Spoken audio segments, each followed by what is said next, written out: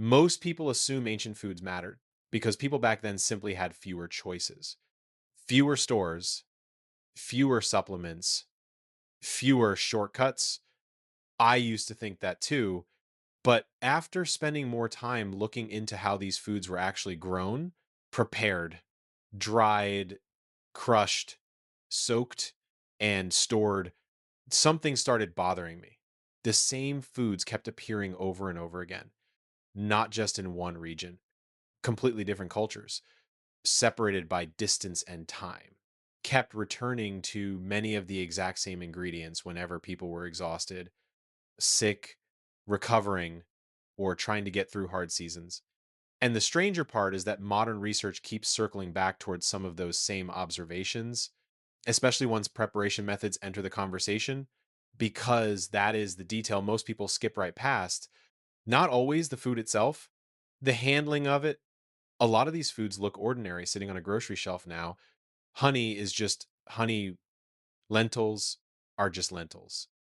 Garlic is something you toss into a pan without thinking much about it. But years ago, I started noticing older gardeners and homestead cooks treated these foods very differently, slower, more carefully. They soaked things longer, dried things differently, kept skins on, stored oils away from heat, small habits like that. At first, I honestly thought some of it was unnecessary tradition. Then I started noticing the same patterns repeating. And once you notice that, it becomes difficult to ignore how many useful parts of these foods modern convenience quietly removed. Some of them lost flavor, some lost texture, some changed completely after heavy processing. And in a few cases, the parts most people throw away now were once considered the most valuable part of the entire food. That surprised me more than I expected. So, in this video, I want to walk through several of these ancient foods slowly, the way people once handled them, and look at what generations kept noticing long before laboratories ever entered the picture. Because the deeper I looked, the less this felt like superstition and the more it felt like accumulated observation. And if you have ever wondered why certain foods survive for thousands of years while others disappeared almost immediately, this may explain part of it. The first thing that stands out is how consistently people return to these foods during difficult conditions, not celebrations, not luxury meals, hard physical living. Dates are a good example. Most people today think of them as little snack foods or something blended into healthy desserts. But for a long time, travelers carried them because they stored well, survived heat, and provided steady energy without much preparation. Farmers relied on them. Long distance traders did too. And if you look closely at older food traditions, dates were rarely treated like candy. They were treated more like dependable fuel. I did not fully understand that until I tried eating them during long days outside in the garden myself. There was one summer where I kept reaching for processed energy bars. I usually crashed an hour later anyway. One afternoon, I ran out of them and grabbed a handful of dates instead, mostly because they were nearby. The difference was subtle at first, but steadier, less of that sharp rise and drop. That detail stayed with me. And when you look back historically, people kept describing similar experiences long before nutrition labels existed. They may not have understood every reason why, but they notice the effect enough to repeat it across generations. That kind of repetition is worth paying attention to. The same thing starts appearing with olives and olive oil, not the heavily refined oils sitting under bright grocery lights for months. The older methods were completely different. Fresh pressing mattered, storage mattered, heat mattered, even the container mattered. People protected olive oil carefully because once it degraded, it was not considered the same food anymore. I used to leave olive oil beside the stove for convenience. Most people probably do. Then one older gardener mentioned casually that heat and light slowly damage it. He did not say it dramatically, just matter of fact, like someone mentioning weather patterns. After that, I started paying closer attention to the difference between fresher oils and older overheated ones. The gap was bigger than I expected. Figs show the same kind of story.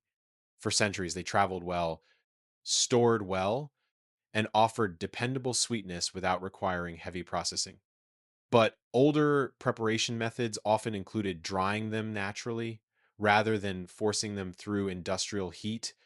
Slower drying preserved more flavor, more texture, more of the food itself. And honestly, once you taste properly dried figs beside overly processed ones, it becomes difficult not to notice the difference immediately. The older version tastes alive somehow. Softer, richer, less flat. People noticed those differences without scientific equipment. They simply paid attention over time. Garlic might be one of the clearest examples of preparation changing a food entirely. Most people toss garlic straight into a pan seconds after chopping it. I did that for years without thinking twice. But older preparation methods often crushed or chopped garlic first, then let it sit briefly before applying heat. The smell intensified, the sharpness shifted, the effect felt noticeably stronger. I remember hearing that and thinking it sounded exaggerated. Then I actually tried it side by side. Fresh crushed garlic that rested briefly before cooking smelled completely different, deeper somehow. And once I started reading more about traditional food practices, I found that many cultures had repeated this same step independently without any contact with each other. That is the detail I keep returning to. When completely different groups preserve similar preparation habits for centuries, there is usually a reason underneath it, even if they could not fully explain it yet. Honey tells a similar story. Raw honey was treated carefully, almost respectfully. Heat was avoided whenever possible. People noticed texture changes after overheating it. The flavor changed to some older traditions even separated fresh honey from heavily heated honey entirely, treating them as different things entirely. I used to think honey was basically interchangeable, no matter what kind you bought. The first time I tasted raw local honey beside an ultra processed version, the difference caught me off guard. One tasted floral and complex, the other tasted sweet and somehow empty at the same time. Hard to explain exactly, but unmistakable. That was when I started wondering how many foods had quietly changed like that over time. Modern convenience often solves one problem while creating another. Shelf life improves, shipping becomes easier, appearance becomes more uniform. But sometimes the food itself becomes flatter in the process, and that particular trade off rarely appears on any label. Barley is another interesting example. Ancient cultures relied heavily on it because it was filling, harde, and dependable during unstable seasons. Traditional barley preparation was slower than what most people tolerate now. Soaking, simmering, sometimes fermenting, people worked with the grain rather than forcing speed out of it. The first time I cooked barley properly instead of rushing it, the texture changed completely. It felt heavier in a good way, more satisfying. And looking back, that may explain why older farming cultures leaned on it so heavily during physically demanding work. Not because it was fashionable, because it consistently supported real labor. Lentils followed people through droughts, migration, harvest failures, and difficult winters for thousands of years. Inexpensive, reliable, adaptable. But what stands out most is how carefully they were usually prepared. Soaking was common, slow cooking was common, spice combinations repeated across cultures for practical reasons, not just flavor. I rushed lentils for years, treated them like quick filler food. Then one season I started soaking them overnight before cooking, mostly because an older neighbor insisted it made a difference. I did not expect much, but texture improved immediately. Digestion felt different too, quieter somehow. Again, a small detail people repeated for generations because they observed the results firsthand. Not because somebody marketed the idea. Pomegranates are another food where the overlooked parts tell an interesting story. Most people focus only on the bright seeds now, but older traditions often use the rind too. sometimes dried, sometimes steeped, sometimes ground carefully after slow sun drying. What surprised me was learning how many people considered the outer layer more useful than the part we actually eat most often today. And most of us throw it away without even thinking. That detail bothered me for some reason. Because once you notice how often useful outer layers get removed from foods entirely, modern grocery shelves start looking a little different. Almonds follow a similar pattern. Many traditional preparations soaked almonds before eating them. Sometimes skins stayed on intentionally. Sometimes they were removed after soaking, depending on the purpose. The preparation changed the experience of the food itself in ways that were apparently consistent enough to preserve across cultures. I used to assume those methods were mostly ceremonial habits. Now, I am less sure about that. One of the stranger things I noticed while looking into these foods was how often the preparation itself seemed almost as important as the ingredient. Not complicated preparation either. Simple physical actions, crushing, soaking, drying, fermenting, slow simmering, take garlic. Most people think the important part is simply buying it in the first place. But older food traditions often focus more on what happened after it was cut open, letting it rest before heat changed something noticeable. The timing mattered more than I expected. I used to rush straight from cutting board to frying pan. Fast cooking, fast cleanup, fast meals. Then one evening, I forgot chopped garlic on the counter while watering seedlings outside. When I came back, the smell had intensified so much, I thought I had accidentally used twice as much. That was the moment I started paying closer attention. The same pattern appears with lentils and beans. Soaking sounds like such a minor step that most people ignore it. Now, I did too. Then I started growing more of my own food and paying closer attention to digestion, texture, cooking time, how heavy meals felt afterward. The difference after soaking was not dramatic in some magical way. It was quieter than that, smoother, more consistent, subtle enough to ignore once or twice, too consistent to ignore forever. And the interesting thing is that traditional cultures rarely separated food from handling. Modern grocery culture does that constantly. We think of food as fixed the moment we buy it. Ancient preparation methods treated food more like something still changing depending on moisture, temperature, timing, and storage. That changes the entire relationship people had with eating. Drying is another area people underestimate now.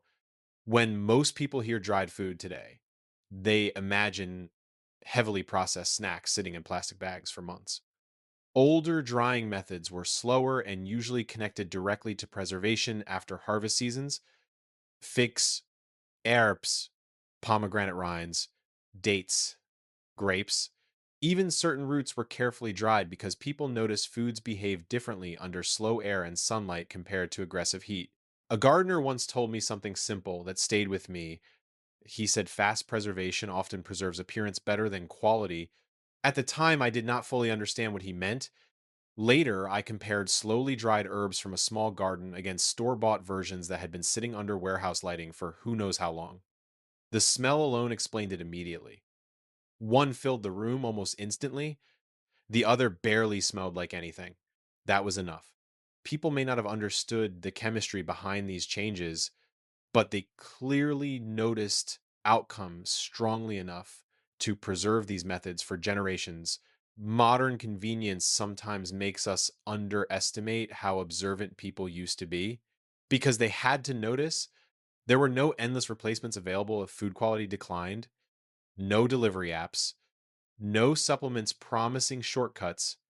Families depended directly on how food stored through winter, how they supported recovery after hard work, and how they affected people over time.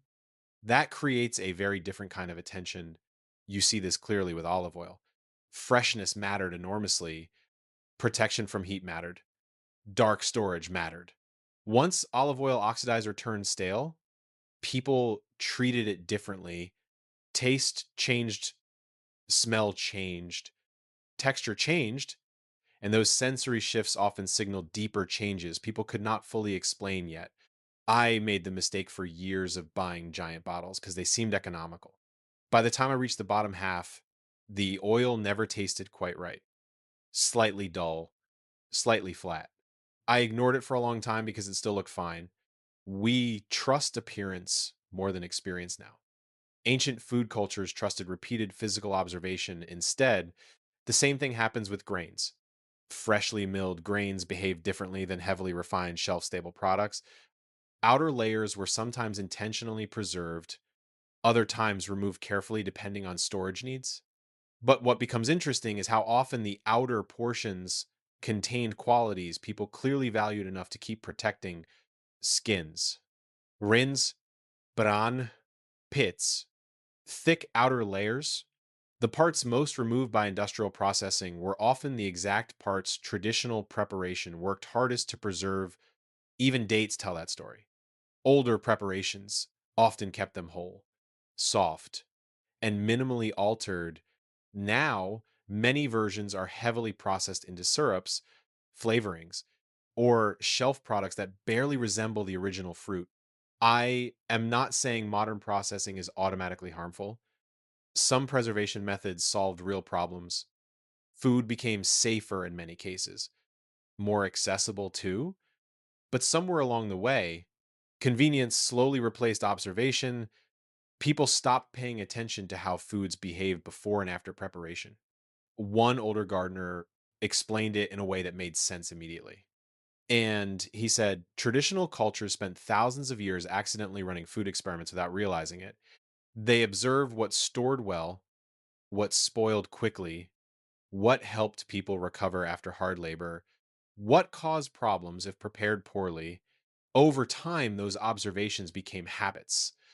Then habits became traditions.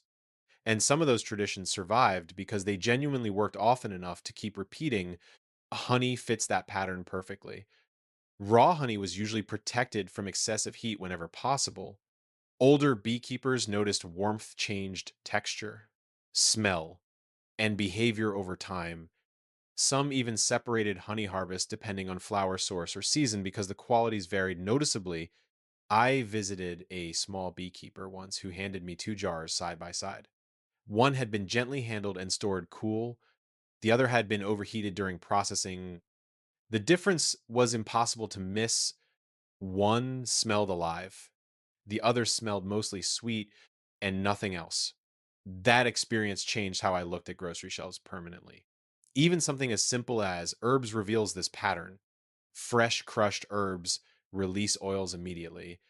Dried herbs fade over time depending on light exposure, heat, and storage. Older food systems protected these details carefully because flavor and usefulness declined together once mishandled. No dramatic, just observed. And honestly, that quiet observational mindset may be one of the most underappreciated things modern life gradually moved people away from. We move too fast now to notice gradual changes. Ancient food cultures often moved slower by necessity. That slower pace allowed people to connect preparation directly with results over years and generations. The foods tied to physical labor reveal this, especially clearly: dates, lentils, barley, fix, olives, honey. These were not wellness products sitting inside polished packaging. They traveled with workers, farmers, shepherds, laborers, travelers crossing harsh conditions. That context matters. People depended on food very differently when survival required steady physical effort almost every day. I started understanding this more after a difficult growing season a few years ago. Heat waves hit repeatedly. Watering became exhausting. I found myself reaching for simpler foods constantly, not because somebody told me they were superfoods, but because certain foods simply kept me steady longer. That realization felt strangely familiar once I looked deeper into historical patterns. People returned repeatedly to foods that were dependable under stress, not exciting. Dépendable, figs stored well, dates carried easily, lentils stretched through difficult seasons, Olive oil provided concentrated nourishment in small amounts, honey preserved naturally for long periods, garlic stored through winters, and flavored otherwise bland staple foods. Suddenly, these foods stop looking random. You begin seeing a connected system shaped by observation and necessity. And the interesting part is how often preparation determined whether these foods worked well or poorly. Undercooked legumes caused problems. Poor storage, ruined oils, overheated honey changed character. Improper drying spoiled harvests. Moisture destroyed grain reserves. The preparation changed everything. People learn that slowly through experience, sometimes hard experience. That is probably why older traditions often sound strangely specific. Soak this first, dry this carefully, crush this before use, store this away from heat, remove moisture before sealing, keep sunlight off oils. At first, those instructions can sound overly cautious. Then you realize many of them developed because somebody already learned the consequences firsthand. Generations earlier, modern convenience insulated us from many of those observations. Stores hide the preparation process almost completely. Now, food appears finished before we ever touch it, but ancient food cultures lived much closer to the full cycle: growing, harvesting, drying, grinding, storing, cooking, watching carefully afterward. That constant closeness shaped the remedies people trusted too. A lot of ancient remedies were probably less mysterious than they sound now. People simply kept noticing certain foods seemed useful during specific conditions. Garlic appeared repeatedly during illness seasons. Honey was used on wounds and sore throats. Lentil broths showed up during recovery periods. Olive oil was rubbed onto dry skin and used in cooking constantly. Pomegranate preparations appeared around digestion issues in multiple regions. These observations accumulated slowly. Nobody woke up one morning and declared these foods magical. Communities watched patterns repeat over generations. And honestly, that slower form of trust feels more believable than modern miracle marketing ever has. One thing I noticed while reading older food traditions is how often certainty was missing. People did not always claim to understand why something worked. They simply observed that it often did. That humility is worth something. Modern health culture sometimes sounds too confident about everything. Ancient observation usually sounded more practical than that. This seemed to help that preparation work better. People kept using it. There is something grounded about that. The strange part is not that ancient cultures valued these foods.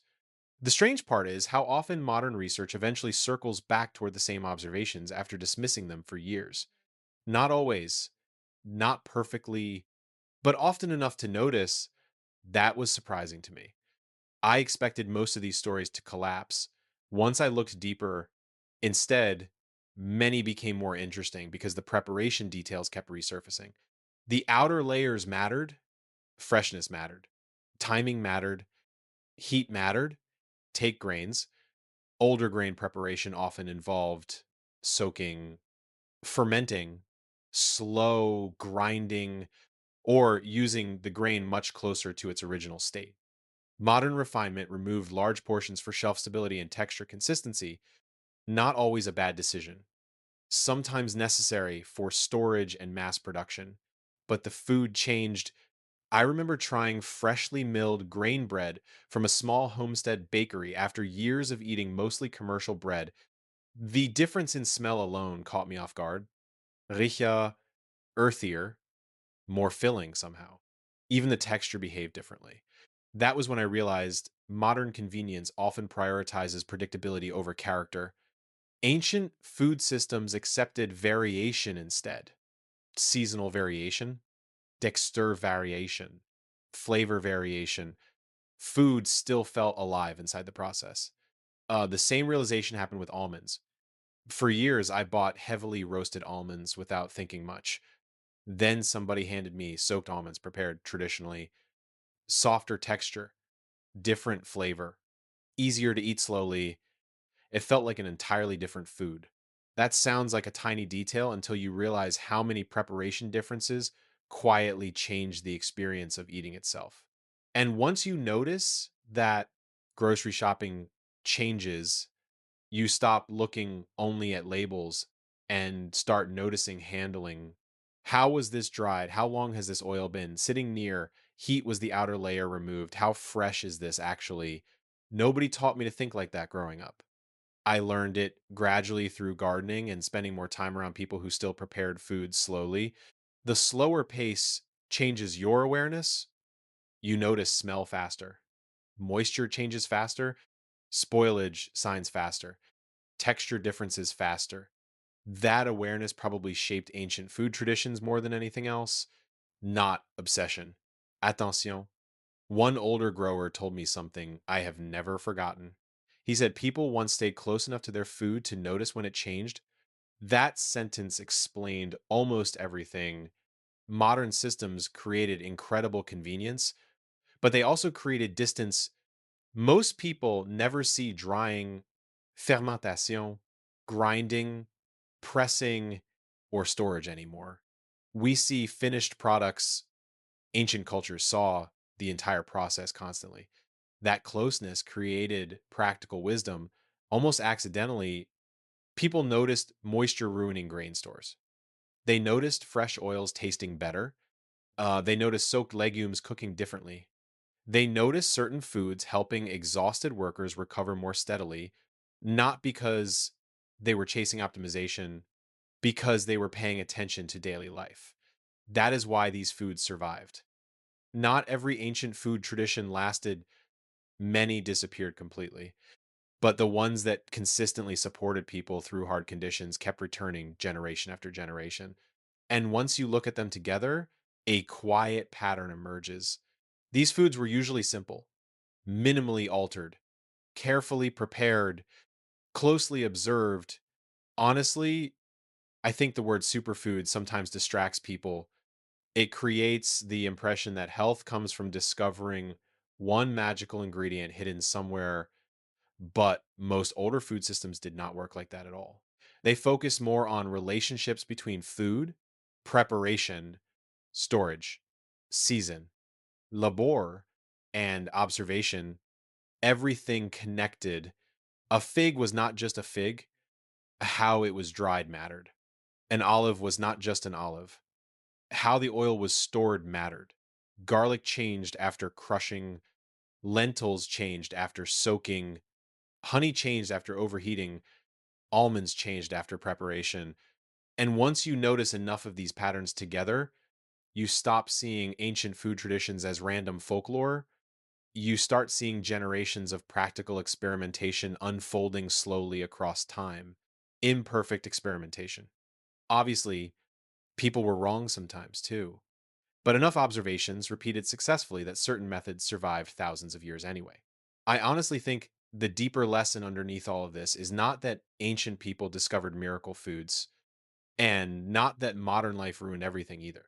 The real shift may simply be that older cultures stayed close enough to their food systems to notice subtle cause and effect relationships we now overlook because everything arrives pre processed and disconnected from its original form. That realization changed how I approach food more than any health trend ever did. I pay more attention now. Not perfectly. I still buy convenient foods. I still rush meals during busy weeks, but I notice more than I used to. I store oils differently. I slow down preparation occasionally. I keep certain skins and outer layers I once threw away automatically. Small adjustments, nothing extreme. And honestly, those smaller changes feel more sustainable anyway. That is another thing ancient food traditions quietly understood. Most lasting habits grow from repetition, not intensity. People kept returning to these foods because they fit daily life. They stored well, supported hard work, survived difficult seasons, and responded well to careful preparation. That is probably why the same ingredients keep appearing across centuries of human history. Not because people were chasing perfection, because they noticed what consistently helped Maybe the most useful takeaway from all of this is not to obsess over ancient foods at all. Maybe it is simply to pay closer attention to ordinary things again, to notice how preparation changes outcomes, how freshness changes flavor, how storage changes quality, how slowing down slightly sometimes reveals details modern convenience trains us to ignore. Because the more I looked into these ancient foods, the less the story became about finding hidden miracles. And the more it became about observation, quiet, patient observation, the kind people naturally develop when they stay connected to growing, handling, drying, crushing, soaking, storing, and preparing food with their own hands. That connection may have been the real value all along. And once you start noticing that pattern, even ordinary foods stop feeling quite so ordinary anymore. If one of these old preparation methods or overlooked food details surprised you, I would genuinely be curious which one stayed in your mind the most.